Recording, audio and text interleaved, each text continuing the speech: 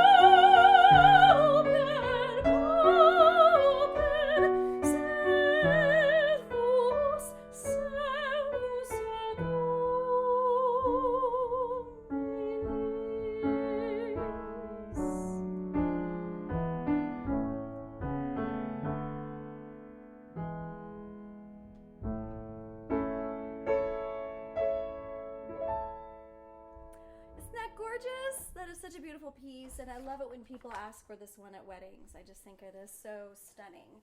And as you know, there's a duet also, and you will get that in a later video. But I just wanted to talk about a few things for high voices. A few things that are going to help you, and a few things to watch out for that are more difficult.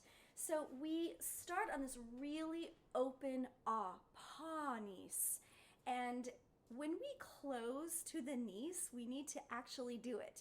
Try to make it be a big difference. Panis Angelicus. A lot of times we hear from a lot of directors and definitely voice teachers that we need to keep our mouths sort of neutral and not move them very much, and that is definitely one way of singing. It's also something that we will use. It's something that is useful. Even with what I'm about to say, it's still useful. But with a song like this, and a song where you're trying to stay, like right now we're just trying to really stay healthy and free and the jaw relaxed and all those things, those basics really benefit if you let the vowels be pure. Pa, nis, an, je, likus. My mouth is moving. Every single syllable and vowel get a different shape. So go ahead and let that be what this one is. Later on, we might find that that doesn't work for us, but with this song, it really helps me so much. And I can find myself forgetting that. Even on the first note, I find a really pretty ah vowel. I want to keep it open. But what happens to me is I get a tight jaw. Then I get to the high note, and I go straight back to that one sound, that one elongation of the jaw. And that's not really where my jaw wants to be for that high note. It wants to be here. There's all of this space and all of this sound, and my vibrato feels good, and everything just lines up beautifully. So that's just my little 2 cents worth with this song. Allow it to be really the most pure vowels ever, and if you have an issue with 1 or 2 of them, just remember you might want to go through the Fab 5 focus points. Make sure that you're breathing, you're really supporting with your breath support, make sure your posture is good, all those things. So here's another thing that I have trouble with. This is a difficulty, and you might have heard it actually when I first started singing. The pa of Panis is really not supposed to be that aspirated pa, with that big H sound. But if I don't do it, I kind of find my voice catching. I don't know why, but it just doesn't want to come in on that big open ah, and the P kind of makes the vocal folds want to snap together. I don't know, there's just something wrong with it. So go ahead and use an aspirated H, aspirated P actually, Panis. It's really going to help you a lot. And if you actually need to practice it on ha-nis, that really helps me. Ha. So easy to sing.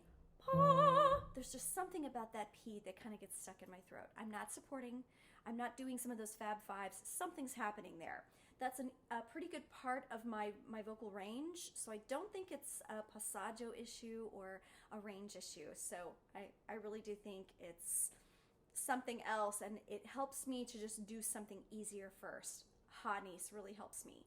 Now, the same would be true for ores mirabilis, for sure, on the second page.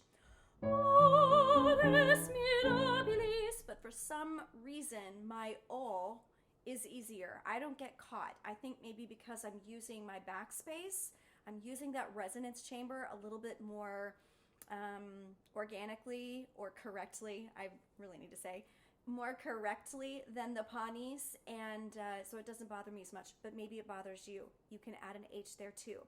And then of course, take out the H when you're ready to sing it at church. Don't sing ho, res mirabilis.